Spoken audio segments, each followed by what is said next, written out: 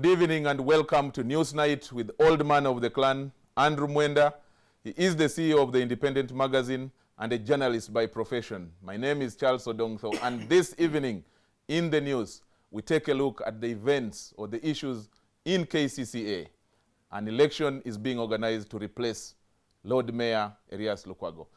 Quickly, Andrew, first of all, you're most welcome. Thank you. Now, you should always mention that the Independent is one that breaks some of these biggest news, whether it's our website or the magazine on the street. But I know that this Independent, I'm going to talk to Agnes Konde, that she must always be billing you invoice whenever you talk about the Independent on a national TV like this, a bill. It is her viewers now know where to get the news from. Okay, that's why I think actually NTV should not be paying you for sitting here, because you do enough publicity. Do they pay me? Oh, I thought State House is the one that does. Oh, but that is from your people. That's from your people. I don't believe in that. Okay, Andrew, very quickly. KCCA, another election is being organized to replace Lukwago. He says he's still the Lord Mayor. You see, I do not know. You are the lawyer. I don't know the legal gymnastics. And I'm not yet a lawyer, but you're a student of law. Yes. First of all, from a legal point of view, I think that whether he was removed or not should be decided by the courts of law. That cannot be a matter that will be decided politically. If the NRM disregards the views of the courts of law, it would be tragic. But having said that, you know that Lukwago is a personal friend to me. We studied together. We stayed together in Lumumba. We were classmates in the class of international law at Makerere University. And I have issues with Lukwago. What are the issues? And I think that Lukwago, before I come to those issues, let me tell you this. As a person or his management style? Because we have to differentiate the two. I think his politics. His politics style. But let me first come to the first thing. I think that Lukwago can delay, but cannot stop his eventual collapse. Why? Because, you see, to win an election and retain popular support, you need to be able to win the institutions through which a particular society expresses itself. When Lukwago was running for mayor, he quarreled with his own political party called the Democratic Party. The DP. Of the 9 members of the Democratic Party who are in the council, Lukwago fought 7 of them, and they have an axe to grind with him. Of the 20 members of that council who are from NRM, the one independent and 19 NRM and 1 independent allied to NRM, all of them don't support Lukwago. So you have DP, which is an institutional political party, backed by the Catholic Church of Uganda, they are against Lukwago. 2, you have the NRM, backed by the Protestant Church, against Lukwago. 3, immediately Lukwago took over. But those backings, are they official, or you just think that the Catholic Church or the Protestant Church? It does not necessarily need to be official. You see, in politics, you must be able to overtly or covertly mobilize institutions through which Ugandans organize themselves politically and express themselves. I'll give you the third platform. When Lukwago was elected, he was supported by the Muslims in Kampala here. And the kingpins of the Muslims are Haji Moses Chigongo, who is the national vice chairman, and Prince Nachibinge, Kasim Nachibinge of Chibuli Mosque. When immediately Lukwago came to power, in order to appease his constituency, the base, he decided to wrestle the control of the tax packs from Utoda. But the kingpins of Utoda are Nachibinge and Chigongo. He alienated them. So this is a politician who has alienated the most powerful institutions that could defend him. The Muslims, the Catholics, the Protestants. He has even alienated Mengo, by the way. He has alienated Mengo because Prince Nachibinge, remember, is a prince from Mengo. So once you make those errors, however correct your political position may be, you have undermined it by stripping yourself of the necessary institutional supports that you need to retain power. That is largely, in my view, a personal political, whether weakness or, you know, a way that he's failing to maybe mobilize his people, like you say. But let's come down to the issue of KCCA, the fight between Musisi and Lukwago, which is, in my view, fundamentally a political fight. It's not supposed to be solved, to be resolved politically. I mean, legally, the way they are trying to do it, and doing it badly, in my view. Now, how does KCCA, which is right now not operating well, because, by the way, the council cannot sit because there is no head of the council, and that is what the law says, that the council will be headed by the Lord Mayor, the deputy, and all that, but they are not sitting. So they cannot even impose certain taxes. How does KCCA now operate in that scheme?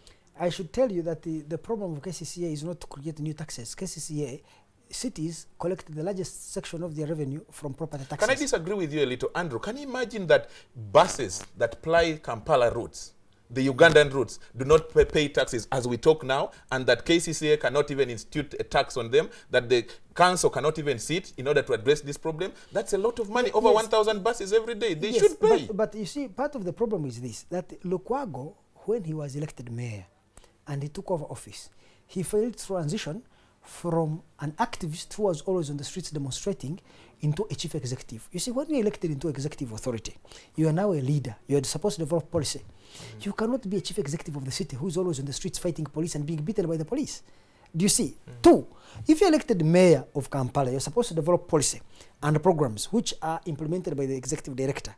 And this executive director is appointed by the president. You must find a way to work with the president. You see, Lukwago, like Besigye, his friend, are hostages of their own extremist fringe of their political parties, because the extremists in the opposition of Uganda say that if you meet and talk to Museveni, it means he has bribed you. But that is nonsense. You see, you can compromise with Museveni without him compromising you. Me, I am Museveni's leading critic, but I go to State House, we talk, agree to disagree. Actually, it is said you have also been compromised by Museveni now. But that most of the things you speak are in, but you see that, in his defense. So that is where the problem begins. That if you believe that as the chief executive of the city, there should be no meeting, because when Lukwago was elected, the president wanted to meet him. Lukwago refused. And Lukwago himself told me, Andrew Mwenda, at his home, he said he did not want to meet the president because his voters would think the president has bribed him. So if Lukwago is terrified by his voters, it means that Lukwago is compromised by his voters. He's not compromised by the president. Because me, I believe, if you are an honest person, me, I don't mind going and meeting the president and talking to him, eating his food at State House, because I have a clear conscience that he hasn't bribed me anyway. So what you say is of limited significance to me. So Lukwago should stand for his integrity rather than his reputation. Your reputation, Charles, is what people think about you. Your integrity is who you are. Your character is who you are. The values that you hold within the values that you hold. And that you espouse. Yes, even Mandela, when he initiated these talks with apartheid, ANC officially issued a circular accusing him of selling out. True. Do you see? True. But why did Mandela... His party actually was pushed to, at one time, ignore him. But yeah, exactly. Why did Mandela persist? It is because he believed in the correctness of his decision. But two, he believed in his honesty and integrity. He had not been bribed. Same applies to me. Besigye, when I, Andrew Mwenda and Conrad Nkutu, one day I will write about it, try to organize talks between him and Museveni. Museveni accepted all the conditions of Besigye. They actually said that you are the one who leaked the information of the pending meeting. I wish I had. Because if I needed to leak it anyway, I would have leaked it and made it official. Do you see? I did not need to make it a secret. But what I can tell you is that in those negotiations, Besigye sent Museveni 7 conditions. I took them to the president. He accepted all of them without question. There was only one minor issue. Museveni accepted all Besigye's conditions. Museveni sent issues that Besigye needed to address. Besigye rejected all of them. We amended them and reached the 4th condition of Besigye and tried to say, okay, recognize that there is a legitimate government you can negotiate with. Besigye refused. Why? When I met Besigye at his house, with his wife Winnie and the late Sam Munjuba and Ruzindana, Augustine Ruzindana and Conrad Nkutu, they said, oh, no, our voters, our supporters will not understand all this. They will think we have been bribed. So you see, this fear that you have been bribed has hemorrhaged the opposition. It has tied its hands. Leaders of the opposition... So what is going to be the way forward for KCCA to be stabilized, that taxes should be collected, that the people of Kampala should be served? Don't go far with your question. Let them elect a new mayor. If I was Lukwago... But under the same law, what will change? What if Lukwago stands again under the same law and wins? What happens then? Then will be political paralysis. It is what's happening. A democratic process can never be straight. You know, democracy is a very difficult system of government to manage. You see, in the United States, since Obama was elected president, the parliament of the United States has never passed one budget, one. They have been in deadlock. So they spend money, what in Uganda they call a vote on account. They have never approved the budget because the Republicans have decided to fight Obama to a draw. No, since 2010, the United States government has not passed the budget because of political gridlock in Congress. So even in KCCA, you have political gridlock. But I appeal to Lukwago. Lukwago, resign. Go home. If you love this city, let people who can manage, because you see, we need a mayor who is going to work with the president. You can hate Museveni bitterly and disagree with him intensely, but you cannot wish away the fact that he's the president of Uganda. And that the central government of Uganda, over which Museveni presides, contributes more than 80% of the total revenue used by KCCA. So Museveni may be your opponent, but he's a strategic ally in the financing of the city, in the building of this city. Because all of you are politicians working for the same population. Exactly. Any mayor elected, it is your first priority to seek to find some working arrangement with President Yoweri Museveni. Would you want rather to have Sematimba back? Me, I supported Sematimba, and I voted for him. Not your friend Lukwago? No, I didn't, because of this. But I know Lukwago. You see, Lukwago cannot transition from being an opposition activist to being a chief executive. A chief executive is a management job, and the skill set you need to be a manager of a city, to compromise with political opponents, to mobilize the central government to support the programs of the city, is the skill set needed is different from the skill set of being an activist demonstrating on the street.